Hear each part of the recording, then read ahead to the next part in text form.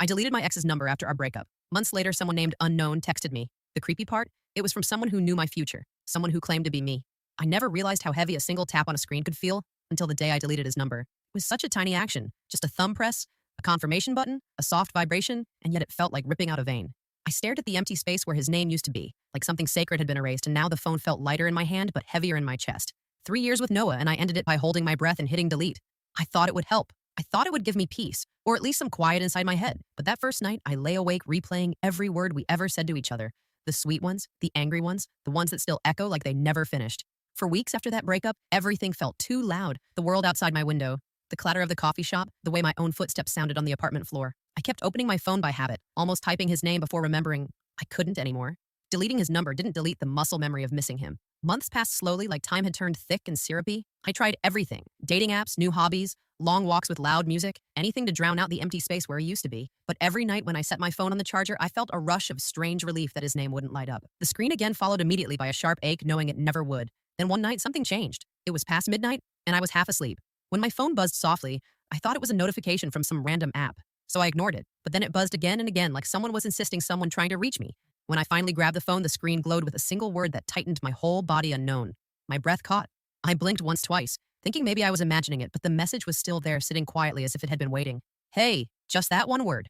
The kind of word Noah always used when he was trying to sound casual after an argument. The kind of word he sent when he missed me but didn't want to say it out loud. My hands went cold because the voice in my head read the message in his exact tone. Soft, hesitant, a little playful, like he knew I couldn't ignore him. I stared at the message, trying to convince myself it could be anyone. A wrong number, a spam bot, a friend with a new phone. But my heartbeat whispered the one answer I didn't want to hear. It felt like him. It sounded like him. But how could it be him when his number was gone? Before I could decide whether to answer, another message appeared. I know you're awake. My whole body froze. The air felt thinner, the room darker, and something deep inside me tightened with a mix of fear, longing, and disbelief. Because Noah used to say those exact words when I tried pretending I wasn't thinking about him, and suddenly deleting his number didn't feel like enough distance anymore. What would you do if an unknown texted you in your ex's exact tone? I didn't move at first, not even to breathe properly. My thumb hovered above the screen, like touching it would make everything more real. The room felt too quiet, the kind of quiet that presses against your skin and makes your heartbeat sound louder than your thoughts. Unknown had messaged again. I know you're awake. Noah used to say that when I cried. Silently beside him, pretending I was fine, pretending I didn't need him to pull me close. He always knew. He always felt things before I said them. And now here it was again. The same tone, the same certainty, but coming from a number that didn't exist, a number I had deleted. Like trying to erase a ghost. I typed a reply, then deleted it. Then typed something else, then deleted it again. My fingers shook with every attempt until finally I dropped the phone and wiped my palms against my blanket. The vibration startled me when it buzzed again, and I flinched as the screen lit up the room. Another message. Please don't ignore me. That one hit too close. Too sharp, because those were the last words he ever said to me before I walked out the door. My throat tightened, and for a moment I almost answered. Almost. But my mind forced logic into the situation like a weak flashlight in a dark room. This couldn't be him. He had a new life now. Or at least that's what I told myself whenever I needed to feel strong. He wasn't reaching out. Not like this. Not at midnight from a number that didn't exist anymore. I forced myself to breathe slowly, steadying the trembling in my hands. Then I typed, "Who is this?" and hit send before I could talk myself out of it. The typing dots appeared instantly, like whoever it was had been waiting for me. Then the message arrived. You know who. No, I told myself. No, I don't. This is someone messing with me, someone who knows too much or is playing some stupid joke. But then a second message came right after it. You always look at your phone 3 times before replying. My stomach dropped because that wasn't just something Noah knew. That was something only someone who had lived with me, someone who had watched me, someone who understood my habits could know. The buzzing in my ears grew louder, like the world was shrinking into the glowing rectangle in my hands. I typed again, "If this is Noah, stop, it's not funny." And then I waited, seconds stretching into long, aching threads of silence until the phone buzzed once more. "I would never hurt you." My chest tightened painfully. Not because it sounded threatening, but because Noah used to apologize like that, soft, low, gentle. He always apologized like he was holding a fragile thing, but something felt wrong, too wrong. There was a weight behind these messages. Not the warm, living weight of a real person, but something colder. Like the words were coming from somewhere else, somewhere distant. Before I could think too deeply, the last message of the night appeared. "This time I won't let you make the same mistake." My breath stopped because that sounded nothing like Noah. That sounded like someone who knew more than he ever did. Someone watching from a place I couldn't see. Would you reply or block the number immediately? I barely slept that night. Every time I closed my eyes, I saw that last message glowing behind my eyelids like it was burned into them. "This time, I won't let you make the same mistake." What mistake? Why, this time? How could a stranger know anything about my past or my choices? By morning, my head felt heavy. My eyes stung, but the feeling in my chest was worse. A slow, rising pressure, like something inside me already knew something my mind hadn't caught up to yet. I kept checking my phone even though no new messages had arrived. The silence felt louder than the buzzing did the night before. I told myself to forget it, to go about my day, to stop giving power to a number with no name. A normal person would block it and move on, so I tried to be normal. I showered, tied my hair up, made coffee, but everything felt off. The steam from the mug looked wrong, like it belonged in another moment. The quiet apartment felt too still, like time was waiting for me to notice something. When I finally left for work, the morning air felt sharp against my face. Normally, I would listen to music on the walk to the bus stop, but I couldn't bring myself to put my phone away. I stared at the screen like it held some invisible thread connecting me to something I didn't understand. While I waited at the bus stop, the phone buzzed softly. I jumped, my heart hitting my ribs. I glanced around, half expecting someone to be watching me, but the street was empty. Just a few cars sliding past in the cold light. The message said, "Don't get on the bus." My breath caught in my throat. I looked around again, but there was still no one. The bus rumbled toward me, and for a moment I felt ridiculous listening to a stranger, a prank, a coincidence. But the phone vibrated again, harder this time, like it was trying to shake sense into me. "Please trust me." And then your ankle. I stared at those two words frozen. The bus doors opened with a hiss. The driver looked at me, waiting. I took one step forward and my foot slipped on something, a piece of gravel, or maybe just my own hurried movement. My ankle twisted sharply beneath me and pain shot up my leg so sudden it stole my breath. I grabbed the pole to steady myself, the bus driver asking if I was okay, but I barely heard him. All I could hear was my heartbeat thudding in my ears and the faint buzzing memory of that message, "Your ankle." I limped back onto the sidewalk as the bus pulled away, the pain throbbing through my foot. I dropped onto a bench, my hands shaking violently, and reread the messages again and again, every line feeling heavier. How could someone know? How could they predict it? Who would warn me like that? When the pain eased a little, I typed slowly, "Who are you really?" This time the answer didn't come instantly. There were no typing dots, no quick replies, just silence stretching long enough for my fear to coil into confusion. Then finally the phone flashed. "Someone who's trying to help you." A pause. Then another message. "I've seen what happens if you don't listen." My fingers trembled over the screen as one question formed itself. How could you have seen something that hasn't happened yet? This time there was no hesitation when the answer came. Because I already lived it. My breath left me in one long collapsing exhale. What did that mean? Who could say something like that? Who talks like they're ahead of me in time? Then one more message arrived. "I'm not who you think." I stared at it, unable to breathe. Do you think unknown is her ex? Or someone pretending? I couldn't move for a long moment. The morning light felt too bright, the street too quiet, the phone too heavy in my hand. The last message echoed inside me like a slow whisper. "I'm not who you think. Not Noah. Not a stranger. Not some prank. So who?" My fingers hovered over the screen, but the cold air made them stiff. I typed, "Then who are you?" and hit send before my fear could stop me. The reply didn't come right away. Instead, the screen stayed blank, reflecting the faint trembling in my hands. Every car that passed made me jump a little, and the ache in my ankle pulsed like a warning. My body still trying to make sense of something my brain refused to accept. Finally, the phone buzzed. "Not here. Go home." I blinked, reading it twice. Why not here? Why home? Then another message, "It's safer." My throat tightened. I wanted to throw the phone away, walk off, pretend this entire morning never happened. Pretend. Unknown was just some weird glitch. But my ankle throbbed again, whispering the truth I didn't want to believe. Someone knew what would happen before it happened. Someone had kept me from getting hurt worse. Someone was watching me for reasons I didn't understand. The bus stop suddenly felt too open, too exposed, like something unseen was crawling along the edges of the street. I pushed myself up, slowly limping toward my apartment every few steps, checking behind me even though no one was there. When I reached my building, my heart was pounding harder than the climb up the stairs. I locked the door behind me, twice, then leaned against it, breathing slowly. The apartment looked exactly the same, yet nothing felt the same. My phone buzzed again and I almost dropped it. Good. Just that word, but it wrapped around me in a way that made my skin ripple. I typed, "Why am I safer here? What's going on?" For a moment, there was nothing. Then the typing dots appeared on and off like whoever it was didn't know how to explain something. Then finally, "You won't believe me yet." I closed my eyes, pulling in a slow breath. "Try me," I typed. This time. The answer came faster. "I'm not trying to scare you. I'm trying to stop you." Stop me from what? Stop me from who? Stop me from becoming what I typed? Stop me from what? My pulse hammered against the phone case. The reply took longer than any message that morning, long enough for dread to settle heavily in my lungs. Then the phone lit up with a single line, "From ruining everything again." Again. That word hit the hardest. Again, like this had all happened before. Like the sender had watched me make choices in some other timeline, some other version of my life. Before I could reply, another message arrived. "In a few days, he'll come back. Don't believe him." My stomach twisted. There was only one he. My mind immediately went to Noah. I typed with shaking hands. "You really need to tell me who you are?" The dots appeared, then disappeared, then appeared again like the sender hesitated. Then finally, "You know me better than anyone." Another message. Better than Noah ever did. I stared at the screen. My breath caught halfway between inhale and panic. Who could say that? Who could speak with such certainty? The phone buzzed one last time. "I'm texting you because I made the wrong choice and I lost everything." My pulse fluttered painfully as I typed, "Who are you?" This time the answer didn't come immediately. Instead, a long pause. Then slowly, carefully, 3 words appeared. "I am you." The air left my lungs at once. The silence in the apartment thickening around me like the walls had leaned closer. What would you do if a stranger texted details they shouldn't know? For a moment, I honestly thought I was going to faint because the room tilted slightly around me and the phone felt like it was slipping from my hand and my breath came out in a strange, uneven rush as I stared at those 3 impossible words glowing on the screen. "I am you." It didn't make sense. Not in any world. I understood not in any version of reality that felt solid, and yet something in me, something quiet and buried and trembling, recognized the feeling behind those words. The way they were typed, the pauses between the messages, the gentle push then pull of someone who knew exactly how my mind worked because they thought like me, because they were me. I laughed for half a second, but it sounded soft and wrong like the sound wasn't mine. And I typed quickly, "That's impossible. Stop messing with me." Then I put my phone down and pressed my hands to my face, trying to breathe, trying to make sense of something that had no sense at all, but the phone buzzed almost immediately, as if refusing to let me escape the truth, hovering just out of reach. I know you're scared. The message sat there staring back at me like a reflection that knew too much, and then another message followed. I was too. A strange chill ran down my spine because the phrasing felt so familiar, so instinctive. It sounded like something I would write to comfort myself if I could reach back in time and hold my own shaking shoulders and whisper that everything would be okay even if it wasn't. I typed slowly because my fingers felt like they were underwater. If you're me, then prove it. This time the typing dot stayed for a long time, like the words were heavy to form, like the sender was choosing something delicate. Then the message appeared. When you were 7, you hid under the kitchen table during a thunderstorm, and your mom pretended not to see you because she knew you didn't want to look scared. My mouth went dry because that memory wasn't something I ever told anyone, not even Noah. It was something small, something insignificant, something only I should know, and yet there it was spelled out on my screen in a way that made my heart crumple. Before I could respond, the next message arrived. When you were 12, you cried in the school bathroom because you thought your best friend didn't like you anymore, but she was just shy and you never told anyone because you thought it made you weak.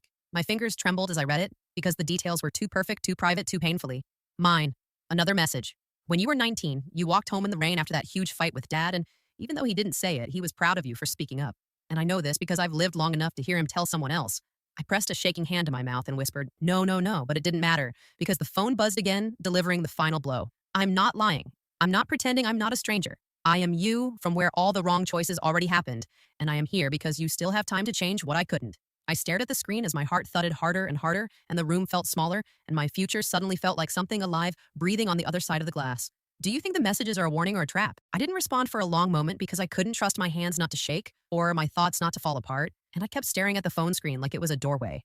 I wasn't sure I wanted to step through because if the messages were real, if the impossible was actually happening, then everything I thought I knew about my life and my future and the rules that held the world together was suddenly soft clay instead of stone, and that terrified me more than anything Noah had ever put me through. My voice sounded tiny when I whispered into the empty room. What do you want from me? But the phone answered anyway as if it had heard, to save you. 2 words that felt too heavy, too intimate, too sharp. And I didn't know whether to believe them or run from them because the idea that my future self was reaching out through time felt like touching a burning wire, something dangerous but irresistible. And I typed slowly because the air felt thick around me. Save me from what? The typing dots appeared, then vanished, then returned. Like whoever was on the other end was hesitating, struggling, choosing something painful, and the answer when it came felt like a weight dropping onto my chest. From him I swallowed hard because even though it wasn't a name, I knew exactly who the message meant. Noah with his careful words and his soft apologies that always came a little too late. Noah with the way he made me feel small without ever raising his voice. Noah with the way leaving him had felt both right and wrong, like cutting a rope tethering me to something beautiful and toxic. At the same time I typed quickly, I already left him. The reply came immediately. Not soon enough. A shiver ran through me because the certainty in those words, the almost desperate edge, felt too real. Too familiar. Like the version of me writing them had lived through something that had carved pieces out of her I didn't want to ask, but the question pushed itself out anyway. What did he do? The dots appeared again, then vanished again, then came back slower this time, as if the sender was bracing themselves. Then the message arrived. It's not just what he did, it's what loving him made you do to yourself. Something inside me trembled because I knew exactly what that meant, even if I didn't want to admit it. The way I bent my needs until they cracked, the way I let silence replace boundaries, the way I confused attention for care and passion for stability. Another message came before I could think. You think you survived him, but you carried too much of him into the parts of your life that came after, and slowly, quietly, without noticing, you became someone who stopped choosing yourself. My throat tightened. Then why contact me now? Why after all this time? The answer came with a kind of heartbreaking softness because there's one moment coming soon that decides everything, and if you choose wrong, it becomes the moment that breaks you into someone I don't want you to become. I stared at the words for so long, my eyes started to sting because suddenly the future wasn't a distant thing anymore. It was leaning over my shoulder, whispering warnings in my own voice, and I didn't know whether to feel protected or hunted. Do you think her future self is telling the truth or hiding something darker? I didn't sleep that night because every time I closed my eyes, I felt those messages breathing against the back of my mind as if my future self was sitting in the room with me watching over me or watching me unravel. I couldn't tell which, and the silence felt louder than any sound because my thoughts wouldn't stop replaying that last warning about one moment that would decide everything. And the more I tried to calm myself, the more I felt like something was already shifting around me, something subtle but undeniable, like the air before a storm. By morning, the messages hadn't stopped. They had only grown more insistent, gentle but urgent, like hands reaching through fog, trying to guide me. Please listen today, matters more than you know. I stared at the screen while tying my shoes, feeling ridiculous for letting an unknown number decide the rhythm of my heartbeat, but at the same time, deep down in a place I didn't want to admit existed.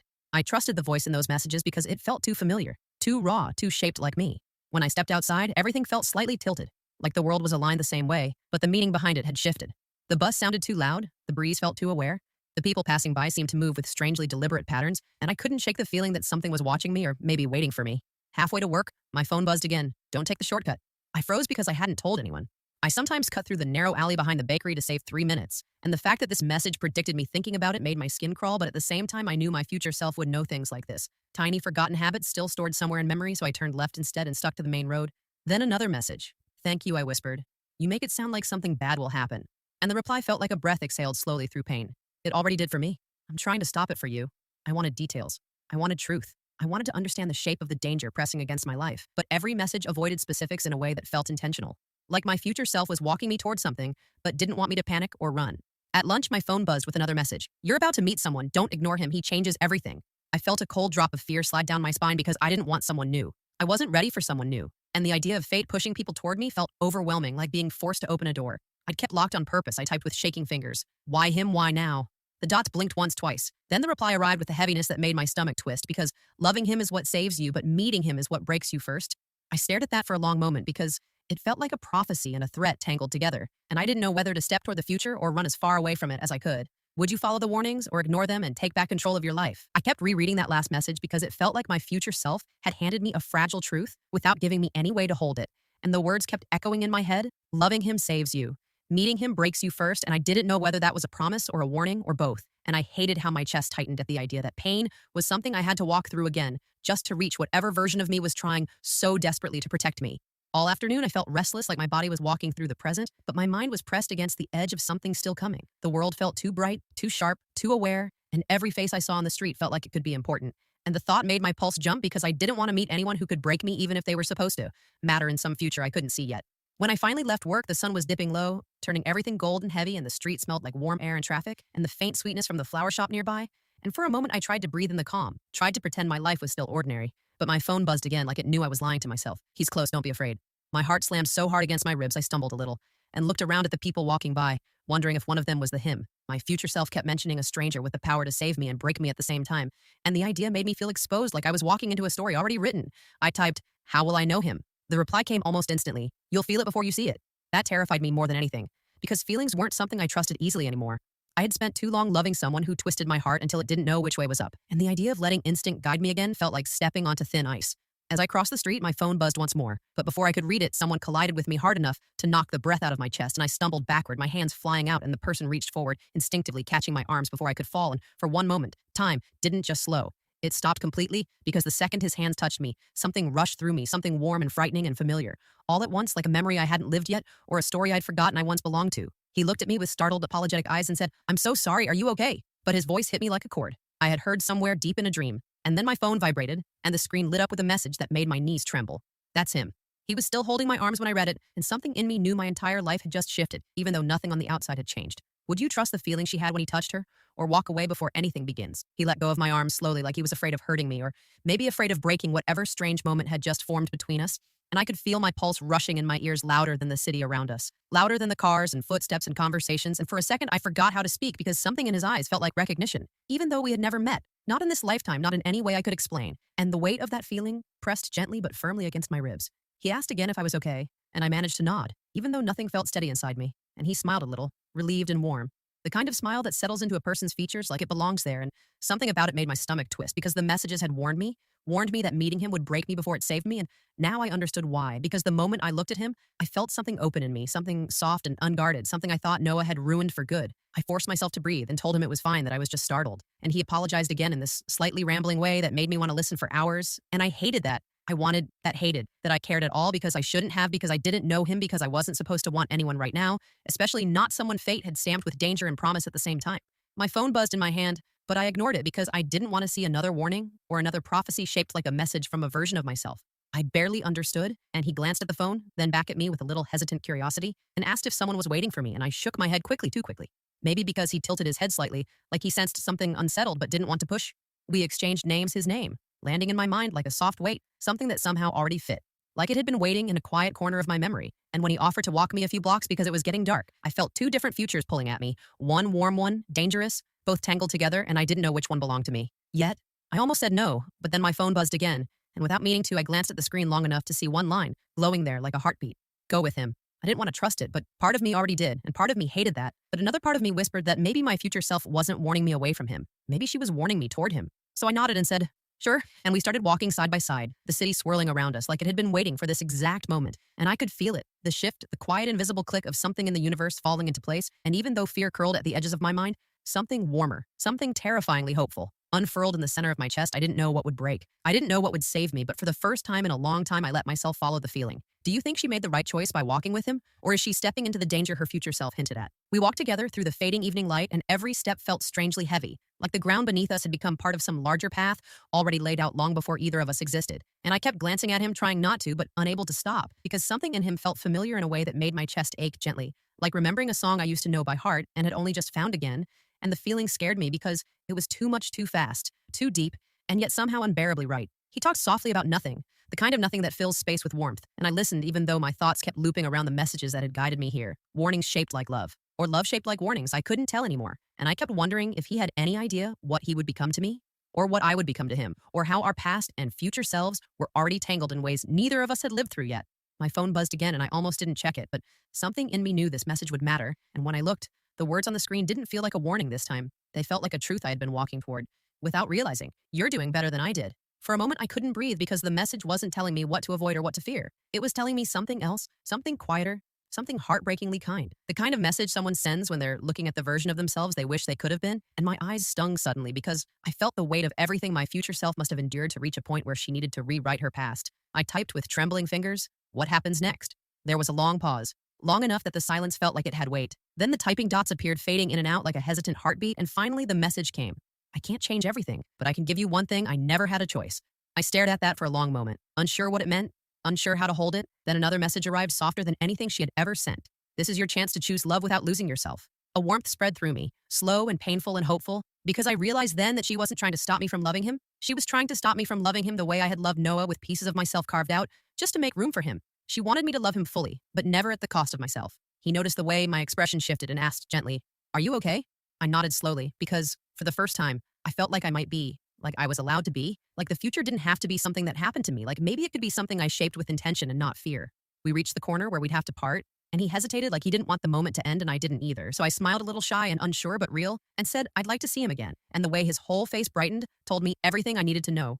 As he walked away, my phone buzzed one last time. Good choice. And for the first time since the messages began, the future didn't feel like a threat. It felt like a doorway, and I finally felt brave enough to step through it. Would you trust messages from your future self to guide your heart, or would you choose your own path no matter the risk?